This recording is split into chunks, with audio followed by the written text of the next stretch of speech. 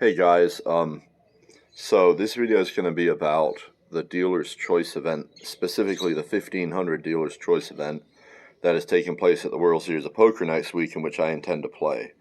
And I just want to say that I believe this tournament is the greatest poker tournament in the world, and I think anyone who has $1,500 should consider entering this tournament if you're any kind of poker player whatsoever, because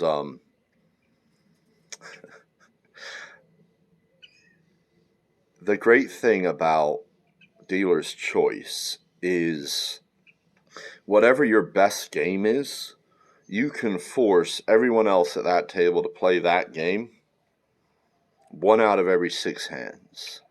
And the chances are your best game isn't going to be their best game. So there's so many levels that go into deciding what game to pick.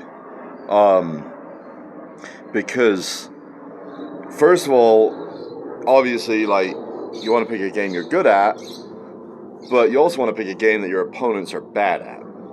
And you also want to pick a game that if you're good and they're bad, that there's going to be a huge edge. Because some games, even if you're much better than them, it's still not a huge edge. But then there's other considerations. There's stack sizes.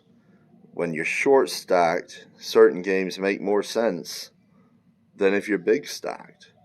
If you're on the bubble, different games make sense. And depending who's at your table, how they're playing, I mean, there's so much that goes into that decision. You know, there's levels to it too. If this guy's picking stud 8 or better, and I feel like that's a game I'm pretty good at, well, I'm not going to pick stud 8 or better because I don't want him to think that I like playing that game. Let him pick that game. Great. Now we can have 2 games that I like in our 6-game rotation. You know, I was in a Dealer's Choice tournament before, and I actually picked Deuce to 7 triple draw, which is a game that I have not great confidence in compared to the good Deuce players.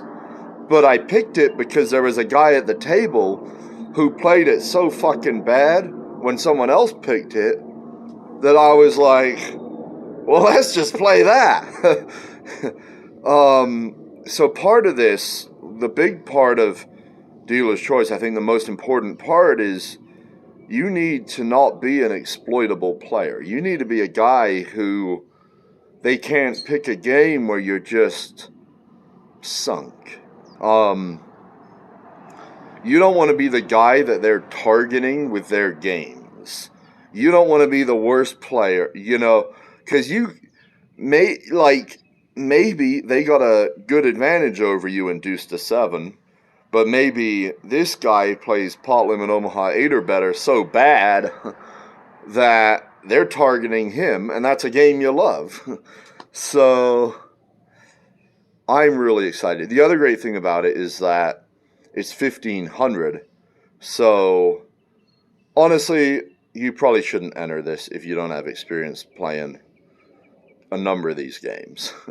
That was a little bit of tongue in cheek.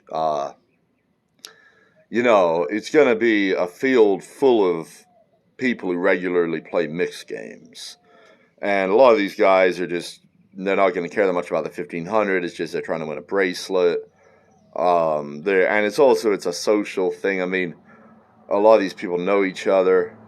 And, but for a guy like me, you know, who's not like a high stakes mixed game player, I can still fire a bullet and I can have some fun, man. Because the Dealer's Choice that I played before, I've never played the World Series one, but I played another Dealer's Choice tournament, and I think it was like the most fun tournament I ever played. And it is really interesting to see what people pick, and I'm really looking forward to it. I'll be honest, there's really only one game in the rotation that concerns me. Um, and hopefully no one picks it.